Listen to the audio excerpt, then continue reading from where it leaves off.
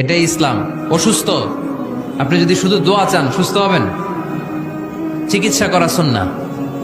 যেই রোগ হয়েছে ওই রোগের চিকিৎসা নেওয়া কি সুন্নাহ। আল্লাহর হাবিব অসুস্থ হলে চিকিৎসা নিতেন। হাতে একবার বিচ্ছু কামড় দিল আল্লাহর হাবিবের আঙ্গুলে, তিনি রেগে গেলেন, ব্যথা পেলেন, আর বিচ্ছুরে বললেন, আরে বিচ্ছু, মানুষও চিনোস না, নবীও চিনোস না, কোথায় কামড় দিতে হবে এটাও জানোস না। কিন্তু কামড় যখন দিয়ে ফেলছে বিশ্বনবী ব্যথা পাচ্ছেন। বিশ্বনবী সূরা ইখলাস পড়ে ফাতিহা পড়ে ফু দিতে লাগলেন, আর আম্মাজান আয়েশাকে বললেন লবণের পানি গরম দিয়ে ঢালতে থাকো। আম্মাজান আয়েশা লবণের পানি আনলেন। লবণের গরম পানির ভেতরে সোডিয়াম ক্লোরাইড আছে, ন্যাচারাল পেইন কিলার, ব্যথা নাশ করে।